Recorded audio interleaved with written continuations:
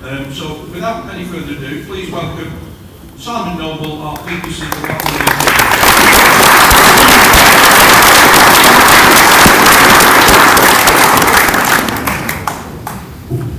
Well, thank you very much for that, and welcome everybody to Blackpool North and Cleveleys in the build-up to the only general election in my lifetime where, in my view, everything's up for grabs. I'm sure you will all agree that UKIP are going to do a lot of grabbing. I intend to grab Blackpool North and Cleveleys, and I'm lucky to have a superb team of helpers, Roy, Warwick, John, Danny, Martin, Jordan, to name a few, who miraculously always seem able to guess where Labour are when out canvassing. The ever-present Land Rover, festooned with UKIP Corex boards, which is outside now, has caused many a long face, including Mr. Marsden last week when I accidentally, we finished and we were just driving off, I thought, oh sorry, I'll drive around a bit more, just randomly. And I went past him twice and his face was just going longer and longer. The sitting Tory MP has voted for the retention of the £9,000 level of tuition fees and has voted against an attempt to reduce reliance on food banks. I've always felt that an incumbent should always be judged on his record in office rather than a few weeks of canvassing. Being a yes man for no ifs, no buts, cast iron Dave is hardly a demonstration of the strength of character. UKIP, if we have an individual view, we are allowed to express those views, unlike some Conservatives.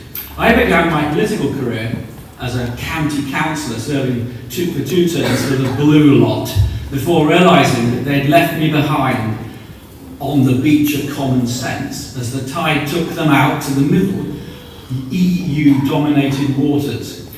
The 3 other parties have become one grey mass in the middle ground, populated by the same Oxbridge ex-parliamentary researchers with no experience of the real world.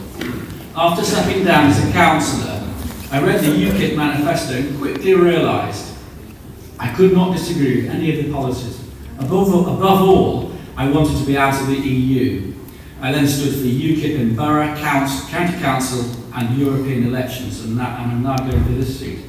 What has really come over to me, loud and clear on the streets of Blackpool North and Cleveleys, is a confirmation as to how UKIP is a broad church with all members from all political backgrounds.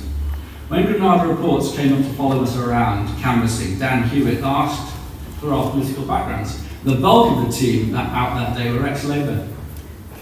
This has been amplified in our feedback on street stalls we've had in Blackpool and their Cleveleys, where most of the support that's been expressed is coming from ex-Labour dissatisfied voters who frequently say they can't vote for someone who clearly does not represent them or has any idea what it's like in the real world. Some of you may have seen the Land Rover out there, which had one previous royal owner, which started life green, is now blue.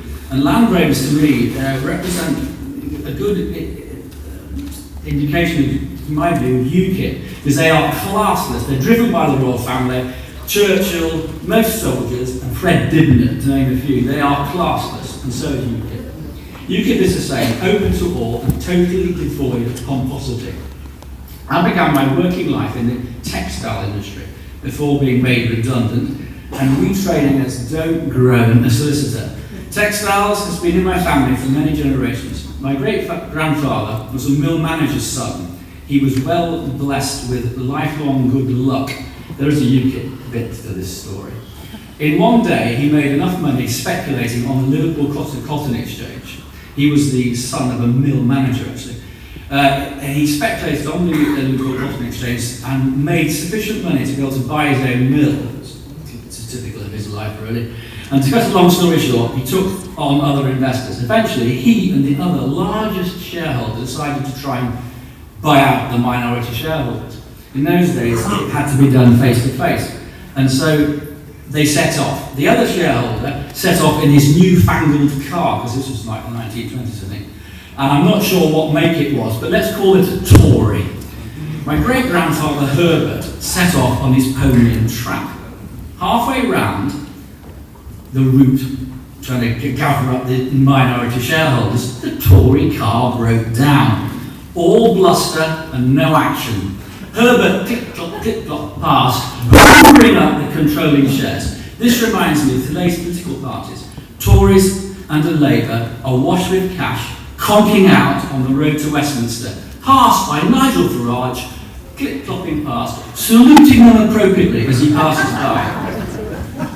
Later in life, Herbert was offered a peerage by Lloyd George for some vast sum of money. My father said 30,000, but in those days that must have, no, I can't believe, my father's died now, so I can't challenge him on that one, but it was a lot of money. How things have changed. No, they haven't. He turned it down, and according to my father, and I'll just quote his words, he said, "I don't want to be charged more in restaurants." And now I work as a solicitor. Although I used to deal with what I rather meanly, I suppose, call the dead and the nearly dead, that's just wills and probate, I spend a lot of time now running my own firm, specialising in immigration. My wife particularly has asked, how on earth can you reconcile UKIP with helping people come here? And I point out that those coming over from Europe have no need for my services. They can just wave their Latvian passport at border control, having murdered their wife in Latvia, and go on to kill one of our teenage citizens. Leaving the EU may well therefore benefit immigration lawyers, but not me, as I will be at Westminster. Let's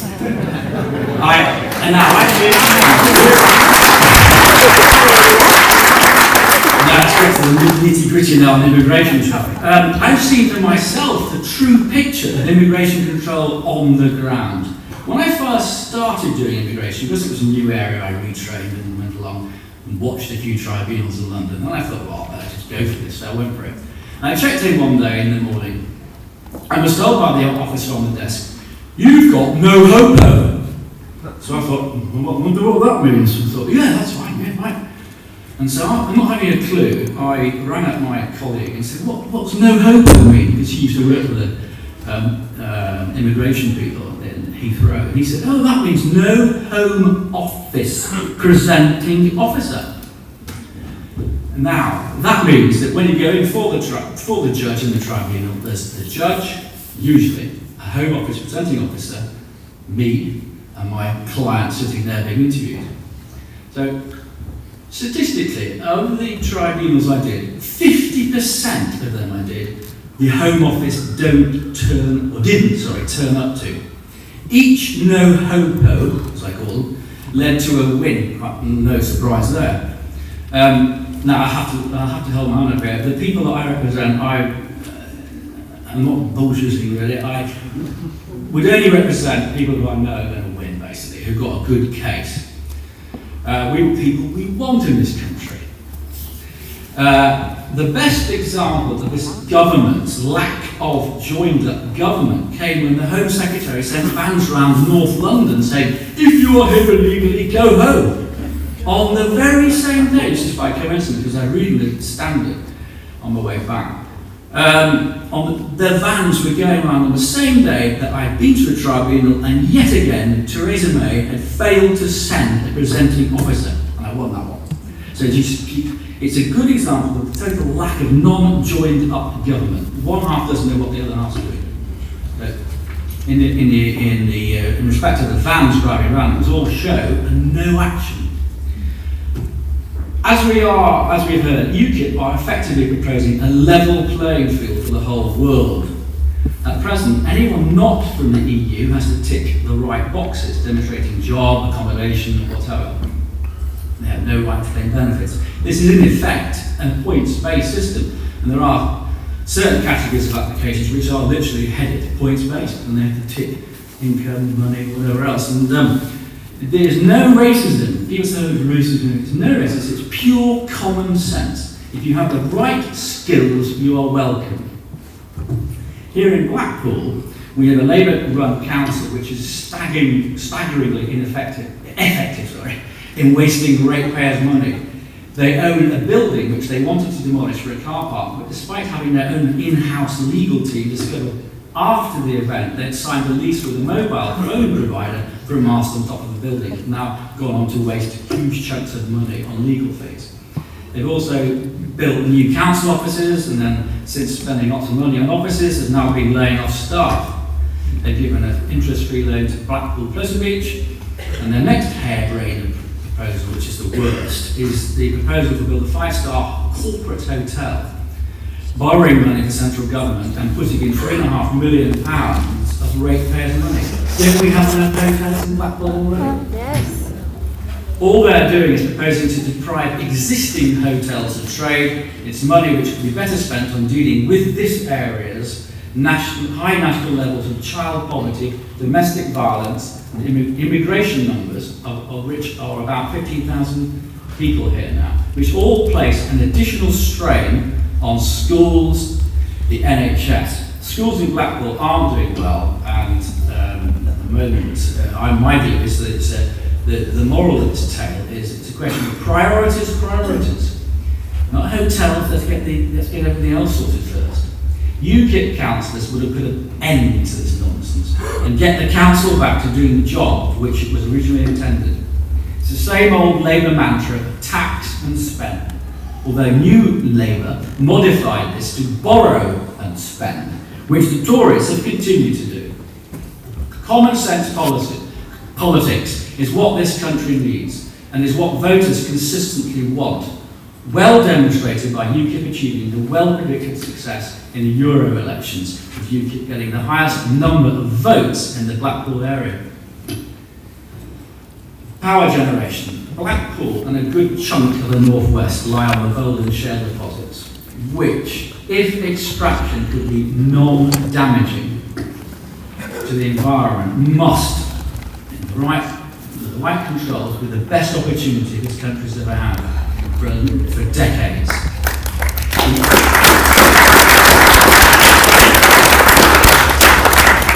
The ludicrous EU-driven energy policy in this country has embroiled itself in a complete farce, with coal power stations being taken out of commission in favour of so-called renewables. Wind turbines are over-subsidised, inefficient, and a blot on our landscape. Only this week, actually, or last week now, I read about the Scottish power station being granted a reprieve from closure, as the wind turbines could not meet the demand. They never will.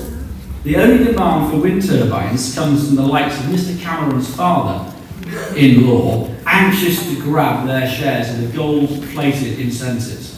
No one else benefits. We all pay a surcharge on our bills, and to cap it all, the wretched windmills don't generate when it's cold and still need fossil fuel backups ticking over in the background. UKIP will put an end to this nonsense and have a balanced power generation sector free from the strictures of the meddling EU. Now for the armed forces.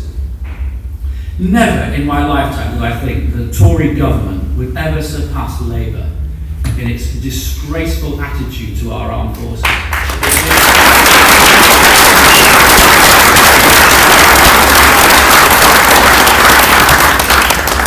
We had Labour well criticised for sending our troops over to Iraq and Afghanistan with shoddy equipment. This is nothing compared to the hatchet job unleashed by the Tories. This government has a complete lack of strategy when it comes to defence. They give contracts to Korean shipbuilders to construct support vessels, scrap existing aircraft carriers before the replacements, and got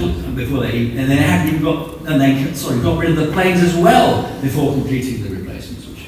And we are now faced with Russian Bear nuclear bombers probing up the English Channel and submarines popping up their periscopes off the coast of Scotland. We may have been able to keep an eye on those submarines, but one of the first things that no ifs, no buts, Cast Down Dave did was to chop up the part-completed maritime patrol aircraft without considering any replacements at all. His inability or unwillingness to commit 2% of GDP on defence is very telling. He won't commit because he has no intention of maintaining our armed forces. We all knew he would never achieve his clueless goal of recruiting 30,000 reserves to cover the last cutback, but where the number of soldiers is going to be reduced to about 82,000. Instead of thousands coming forward, I think it was, last time I read it, was in the hundreds, which is appalling. The most recent proposal now is that he possibly wants to take it down to 50,000. This is why Putin feels able to flex his pumped up muscles at the same time that ISIS are lapping at the shores of the Mediterranean. My view is that Cameron has a hidden agenda, well not hidden, I don't know, he wants to decimate our armed forces to the extent that when we are faced with a real threat, he will say, ooh, our armed forces aren't big enough. We'll have to go in with the Euro army now. And that's something that Mr. Juncker alluded to recently. Enough of this nonsense. The only way this country can defend itself is with properly equipped and sufficient forces, be it on the ground, in the air, or on the sea. The solution will be to ensure that we get as many of our UKIP PPCs elected to Westminster to get us out of the EU, cut overseas aid, regain our sovereignty, regain control of our borders, and put the great back into Great Britain. Thank you all from me and the UKIP Blackpool and North Cleveleys team. Thank you for coming today. Have a good day and glory.